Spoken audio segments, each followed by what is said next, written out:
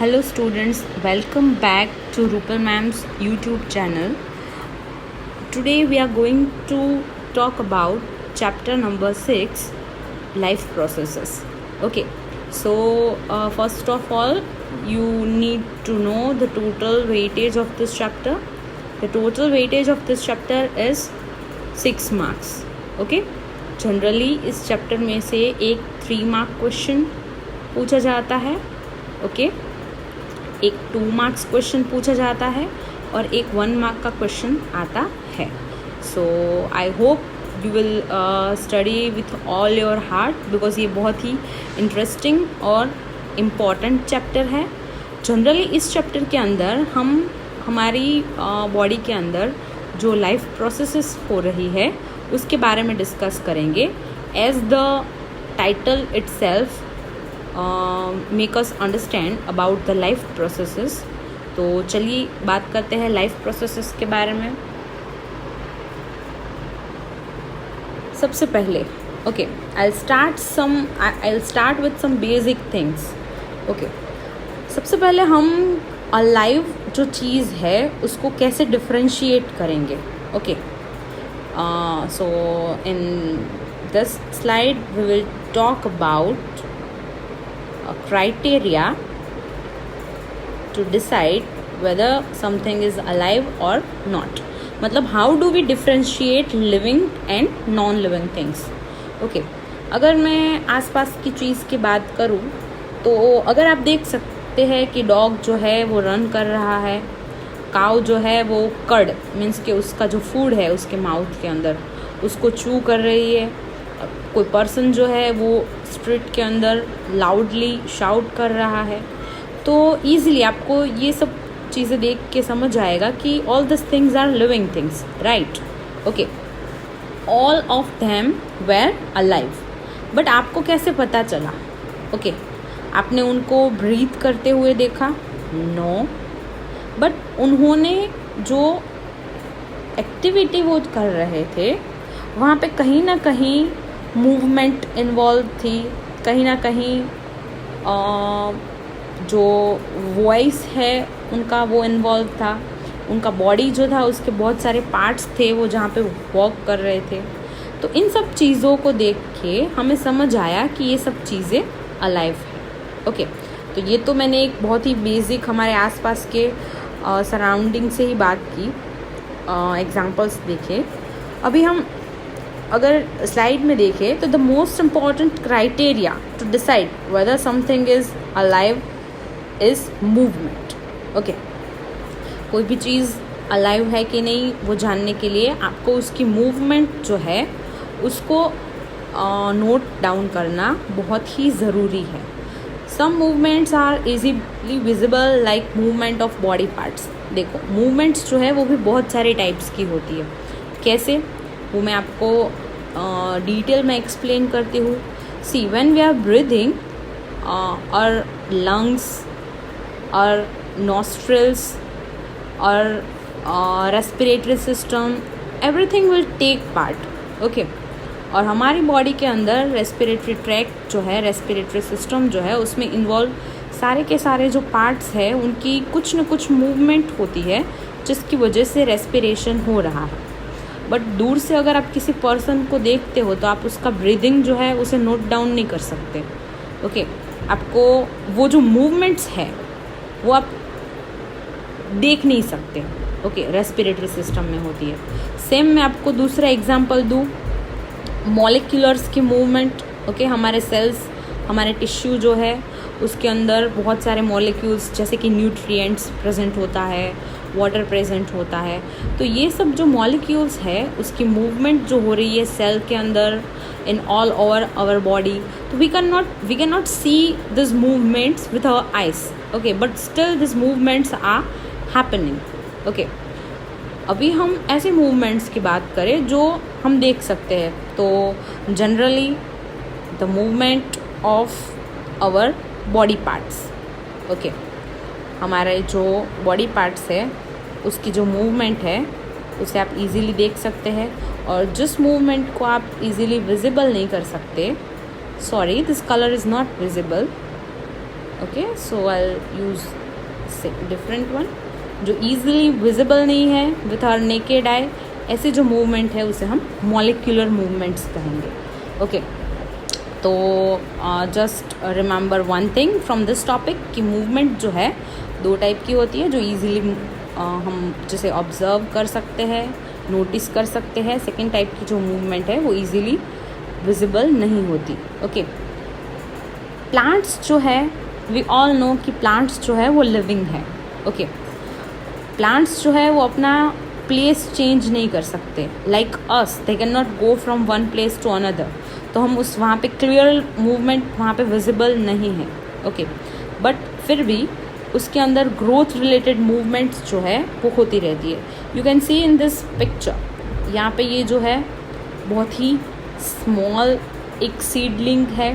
Okay, ये seedling है वो धीरे धीरे डेवलप हो रहा है into plant. See, this plant is not moving from one place to another. यहाँ पे आपको शो किया है उसका ग्रोथ जो है. ओके, यहाँ पे क्या हो रहा है, बहुत सारी बायोकेमिकल प्रोसेसेस हो रही है इनसाइड द प्लांट, जैसे कि फोटोसिंथेसिस. प्लांट जो है वो बहुत सारे मिनरल्स एब्जॉर्ब कर रहा है, वाटर एब्जॉर्ब कर रहा है.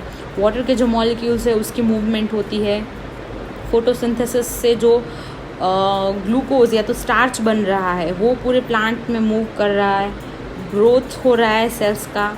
ओके, तो यहाँ पे क्लियरली विजिबल आप देख सकते हैं कि बहुत सारी इंटरनल मूवमेंट्स जो कि विजिबल नहीं है, उसके रिजल्ट से प्लांट जो है वो ग्रो कर रहा है. भले ही वो अपना प्लेस चेंज नहीं कर रहा है, बट विदाउट विजिबल मूवमेंट वो ब्रीथ भी कर रहा है, just like animals and human beings.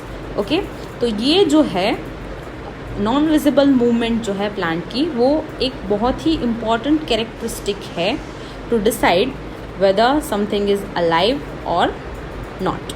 So I hope we made it clear. Okay, now we'll move to our next topic. Okay, I'm sorry, it's okay. So we are going to our next slide, जहाँ पे हम इस topic के बारे में और discussion करेंगे, life processes के बारे में पढ़ेंगे.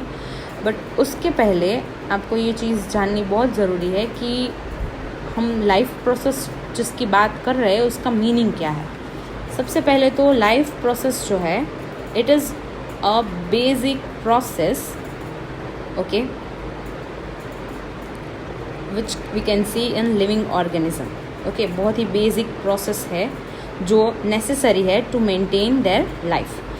ह्यूमन बीइंग की बात करें, एनिमल की बात करें या कोई भी लिविंग थिंग की बात करें इंक्लूडिंग प्लांट्स, उसके अंदर कुछ बेसिक प्रोसेसेस जो है it should continue to maintain their life.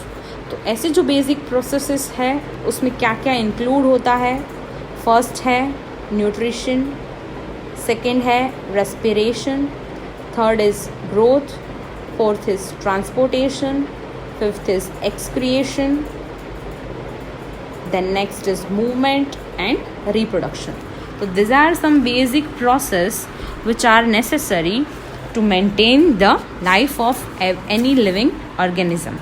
Okay, अभी ये जो लिविंग ऑर्गेनिज्म के लिए ज़रूरी लाइफ प्रोसेसेस है, उनकी लाइफ को मेंटेन करने के लिए जो प्रोसेसेस नेसेसरी है, उसके बारे में हम अपने बायोलॉजी के पोर्शन में, हमारे बायोलॉजी के जो चैप्टर्स है, चैप्टर 6, उसके बाद 7th, 8th, 9th, ओके, उसमें डिस्कस करेंगे वन बाय वन. हम सारी की सारी जो लाइफ प्रोसेसेस है उनको डिटेल में स्टडी करेंगे. सबसे पहले हमारा ये जो चैप्टर है पर्टिकुलर, इसके अंदर हम बात करने वाले हैं न्यूट्रिशन की, nutrition in plant as well as animal. फिर बात करेंगे रेस्पिरेशन की, respiration in plant as well as animal. फिर हम बात करेंगे ग्रोथ की, ओके, जो हमने ऑलरेडी डिस्कस किया प्लांट का. और डिटेल में हम पढ़ेंगे ट्रांसपोर्टेशन. ट्रांसपोर्टेशन में हम बात करेंगे plants as well as animals की. ओके, दोनों की बॉडी में जो भी ट्रांसपोर्ट होते हैं, चाहे फिर वो सब्सटेंस हो, कोई भी केमिकल सब्सटेंस, या तो मिनरल्स हो, वाटर मॉलिक्यूल हो, और एनीथिंग। ओके, इसके साथ साथ इस पर्टिकुलर चैप्टर में हम और एक इम्पॉर्टेंट लाइफ प्रोसेस है जो कि है respiration.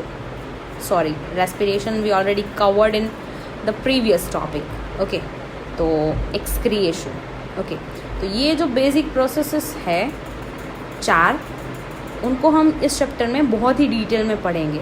But before going to detail, हम इसका जनरल इंट्रोडक्शन जो है वो अच्छे से समझेंगे। सबसे पहले बात करते हैं न्यूट्रिशन की। We all know that all living things require energy, okay, to do the basic process of the body. तो सबसे पहले ये सब एनर्जी जो है वो ऑब्टेन करने के लिए क्या ज़रूरी होता है? फूड बहुत ही मोस्ट इम्पॉर्टेंट है। ओके, तो न्यूट्रिशन जो है उसके अंदर we will talk about the process of taking food by an organism and its utilization. See, only taking food is not important. इसके साथ साथ वो फूड जो है उसका प्रॉपर डाइजेशन कैसे होता है, वो फूड जो है उसका डाइजेशन होने के बाद वो जब न्यूट्रिएंट के फॉर्म में कन्वर्ट हो जाता है तो वो पूरी जो प्लांट की या तो एनिमल की बॉडी होती है वहाँ पे वो डिस्ट्रीब्यूट कैसे होता है। आफ्टर द डिस्ट्रीब्यूशन मेन सबसे इम्पॉर्टेंट चीज़ है उसका यूटिलाइजेशन मतलब ये जो फूड है उसका यूज़ कैसे होता है इनसाइड द बॉडी, कौन कौन से फंक्शन करने के लिए ये फूड यूटिलाइज हो रहा है, ओके, बॉडी के द्वारा। ये सब हम बहुत ही डिटेल में पढ़ेंगे इस चैप्टर में।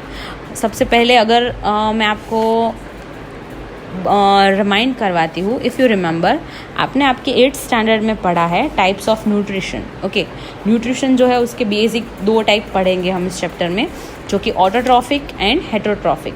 You all are very familiar with the autotrophic mode.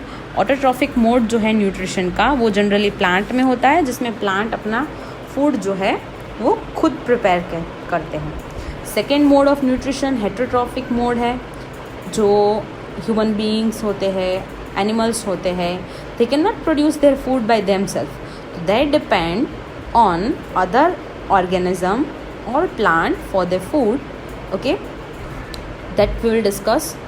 After that we will talk about nutrition in amoeba. Amoeba जो है वी ऑल नो कि ये सिंगल सेल्ड एनिमल है, तो उसका स्टेप बाय स्टेप हम 4 स्टेप्स के अंदर उसका न्यूट्रिशन जो है वो लेने का पूरा वे जो है हम समझेंगे with diagram. After that we will talk about our digestive system, that means nutrition in human being. वहाँ पे हम ह्यूमन बीइंग्स के अंदर फूड जो है सारे के सारे न्यूट्रिएंट्स जैसे कि कार्बोहाइड्रेट्स ले लो, प्रोटीन ले लो, विटामिन्स ले लो, मिनरल्स ले लो, फाइबर्स, इन सब का डाइजेशन कैसे होता है और डाइजेशन के अंदर हमारे ह्यूमन बीइंग की डाइजेस्टिव सिस्टम के कौन कौन से पार्ट क्या रोल प्ले करते हैं वो हम बहुत ही डिटेल में अच्छे से समझेंगे। After that respiration, there are 2 basic type of respiration. सबसे पहले will understand that what do we mean by respiration. देखो, न्यूट्रिशन के बाद क्या होगा, जो फूड है वो एकदम सिंपल सब्सटेंस के अंदर कन्वर्ट हो जाएगा। ओके, अभी ये जो सिंपल सब्सटेंस है वो ब्लड के साथ मिक्स हो जाएंगे और सेल्स तक पहुंचेंगे। रेस्पिरेशन क्या करेगा, फूड जो है वो ग्रेजुअली ब्रोकन डाउन हुआ है